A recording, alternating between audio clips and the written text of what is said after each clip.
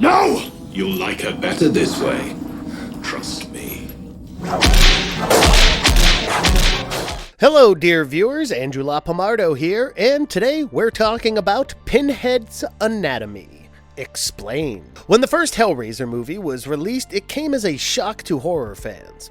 It was a concept that hadn't been explored like this before, and after the initial shock, the viewers enjoyed the terrifying narrative and the unique characters. Clive Barker had laid out for them a starting point that would eventually spawn into a full-blown franchise. The Hellraiser franchise has built such a rich universe that the fans are spoiled for choice. However, the first few movies are easily the best in the series. Much of the glory associated with the franchise is owed largely to the brilliance of Doug Bradley and his portrayal of the iconic character of Pinhead. He is not even named in the first film, but he was quick to become the pinnacle of cinematic horror back in the day. Pinhead was the leader of the Cenobites, the twisted creatures from a hellish dimension, and their bloodthirsty ways found outlets into sadomasochism and unthinkable torture of the victims. Over the movies and comics, the rich lore surrounding this character has only increased. So has the curiosity among the fans, who are looking for an explanation of some of the weird characteristics of Pinhead. In this video, we come equipped with the explanatory bag for the inquisitive mind. We will bring all that there is to know about the anatomy and powers of Pinhead, while also taking a sneak peek at some of his strange features. Before we get into the explanation, we have a very small request. If you like our content, please support us by subscribing to our channel. This is a small click from you, but means a lot to us. Thank you. Let's begin. Forgive me. My name was Spencer. Elliot Spencer. Captain.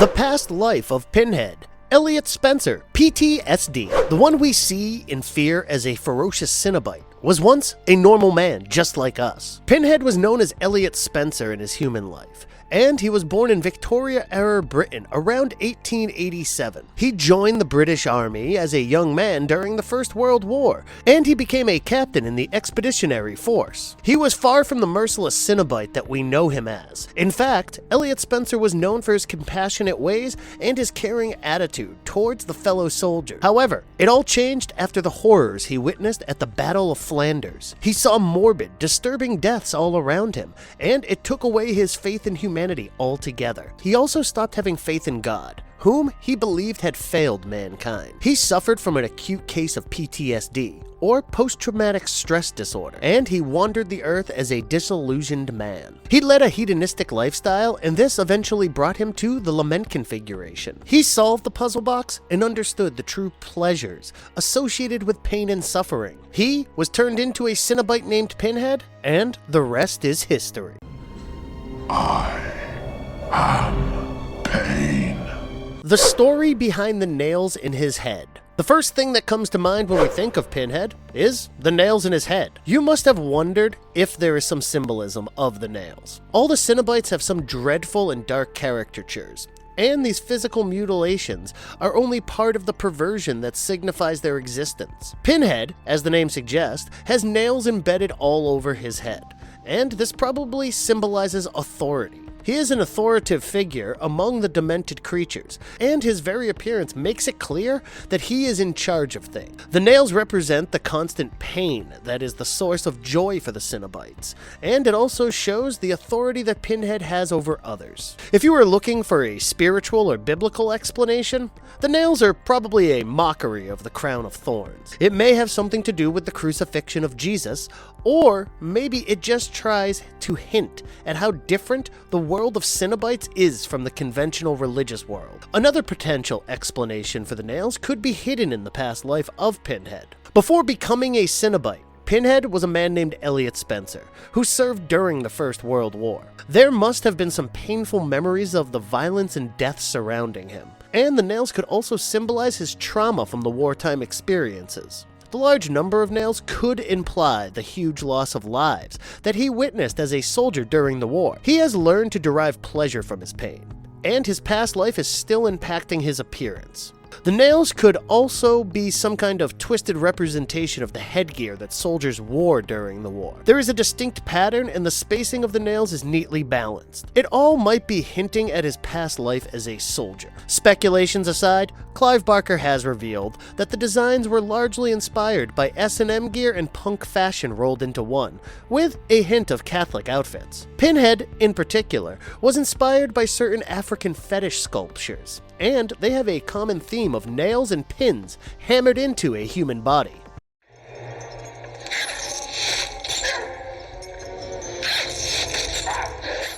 Chain manipulation, alicidokinesis. If the nails in his head define him, Pinhead's ability to use hook chains to attack his victims is not too far behind. There have been numerous instances where he used this signature move of summoning barbed iron hooks and chains out of nowhere. These would be used to mutilate and rip apart the victims, and were totally under his mental control. Pinhead could direct the chains at will, and could summon unlimited amounts of this weapon to the fight. This was easily Pinhead's most powerful method of attacking victims, and we have rarely seen him fail at it. Thus, it is fair to say that chain manipulation is one of the supernatural powers that Pinhead has, because his expertise with these twisted weapons has been witnessed time and again. You're right. We do belong together. Pinhead's split personality. It turns out that even the scariest horror icons suffer from the mere mortal psychological issues. This was explored in the third Hellraiser movie, titled Hellraiser 3: Hell on Earth. We learn that Pinhead has somehow been split into two entities. One of those entities is simply his former self, the soldier in the British Army named Captain Elliot Spencer, and the other is his demonic manifestation, Pinhead. Elliot Spencer's soul is trapped in a limbo, and so is Pinhead, along with the Lament configuration, in a pillar called the Pillar of Souls. He is released when a selfish, womanizing owner of a nightclub named J.P. Monroe buys the pillar as an art form. Once he comes to life, he is back to his old antics. The chains and hooks emerge once again, and the body count increases by the minute. Eventually, Elliot Spencer's limbo-bound spirit forcibly fuses with the demonic version, and the narrative shows that he is sent back to his hellish realm.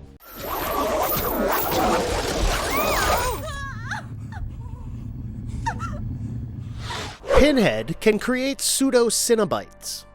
Pseudocinebites are basically incomplete Cenobites who haven't been taken to hell yet. They are simply put into a Cenobite creation chamber, and they emerge as terrifying Cenobites. We got the first glimpse of the Pseudocinebites in Hellraiser 3: Hell on Earth, where Pinhead slaughtered an entire nightclub full of people. He then used the mutilated bodies to turn them into Pseudocinebites. However, he could not transform all of them because after transforming 5 dead bodies, he was interrupted. Throughout the Hellraiser franchise, numerous Pseudocinebites make their appearance. J.P. Monroe was turned into Pistonhead, and who can forget the twin brothers who were fused into one? Pinhead seems to have the power to create Pseudocinebites at will. And apart from him, Angelique has been seen to have similar powers. There is even a pseudo-Pinhead, who works as his apprentice. He looks like a primitive form of Pinhead, and his skin seems to be held together by the nails. As a human, Pseudo-Pinhead used to be Stephen Craven. He was seen in the movie Hellraiser Revelations. This simply adds to the long list of incredible powers that Pinhead has, and his ability to create more Cenobites only makes him deadlier. Thank you, Joey.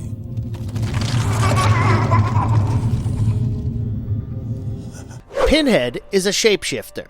Pinhead has been seen in various forms throughout the franchise, and it is abundantly clear that his shapeshifting qualities are an addition to his long list of supernatural powers. In Hellraiser 3, we see him exploiting a vulnerable lady who presumes that her father died in the Vietnam War. Pinhead transforms into her dead father, in perhaps one of his meanest tricks, and tries to convince her that he is the real spirit of her father who came to say goodbye. His real motive was to make her hand over the Lament configuration, which fortunately did not happen because the lady sent him back to hell. Again in Hellraiser Inferno, Pinhead hides for much of the movie in disguise as he takes the form of Dr. Paul Gregory. He is a priest and a counselor, and has repeated sessions with a morally corrupt cop. The twist in the tale reveals that the cop was actually suffering in hell the whole time, and Dr. Paul Gregory was simply Pinhead's tool to torment him. What if I make you a deal?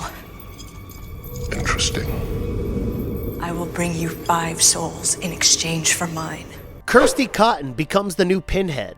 You know of a very different story of Kirsty Cotton if you only watched her in the movies. The comic book fans will know that the Hellraiser comics from Boom Studios chart a completely different trajectory for her character. One of the story arcs shows Kirsty agreeing to take over as the new Lord of Hell, replacing Pinhead. Elliot Spencer would be restored to humanity, and Kirsty would step into the shoes of Pinhead. There is a brief prelude to this story. Both Pinhead and Kirsty are shown to have grown tired of their monotonous lives. Kirsty tried to end the menace of Pinhead forever, but she failed. Most of her loved ones died terrible deaths and ended up trapped in the hellish realm. On the other hand, the same torturous methods as a hell priest bored Pinhead as well, and a trade for their lives seemed imminent. Kirsty agreed to take over because she thought she would be reunited with her loved ones. However, she was in for a rude shock. Becoming Pinhead came with its share of changes, and her new life was far from what she hoped for. For those who are interested in exploring more of this bizarre plot, there are some very graphic pages that portray the painful physical transformations. He made her open the box! Pinhead could have looked completely different. Those who are familiar with Clive Barker's novel The Hellbound Heart will know that the Pinhead depicted in his writings is quite different from what we saw in the movies. Barker's initial designs showed him having a navel piercing, and Pinhead did not look as intimidating as his final version. The novel doesn't even establish its gender, and Pinhead's voice was described as that of an excited girl. Clearly, the movies took a very different route, and the novels don't even mention Pinhead as the leader of the Cenobites. In fact, he takes orders from the leader, and the movies changed it quickly to make him the prominent Lord of Hell.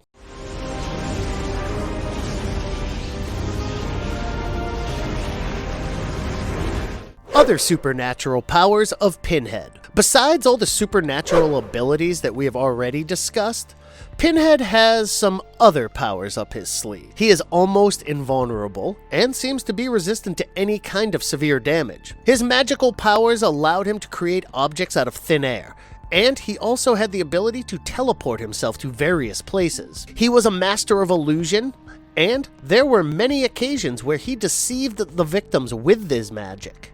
Pinhead also had the ability to read people's minds and get into their vulnerable thoughts. This often allowed him to persuade others to do unthinkable things for him.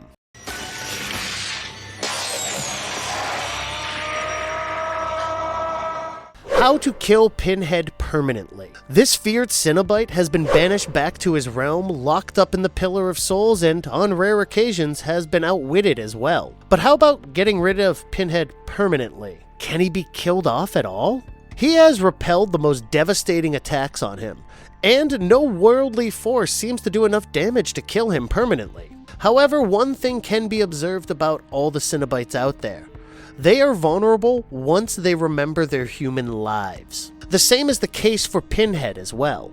And if he is forced to remember his past life as Elliot Spencer, he is considerably weakened. Humanizing him can be an easy way to finish him off. Some fans are of the opinion that only Leviathan or another powerful Cenobite can kill Pinhead. Hellraiser 4 did kill Pinhead, and many were wondering if it was permanent. Well, the narrative certainly hinted towards that. After the Elysium configuration is activated, Pinhead is caught up in a permanent field of light, and we see him dying in agonizing pain. This was supposed to be an exact opposite of the Lament configuration, and the Elysium configuration could close all the gates to the hellish realm. It can be said that if there is a way to block Pinhead's return to hell, he could be killed permanently. In a nutshell, nobody knows for certain if he can be killed for good. So, the next time you find a mysterious puzzle box, maybe leave it alone.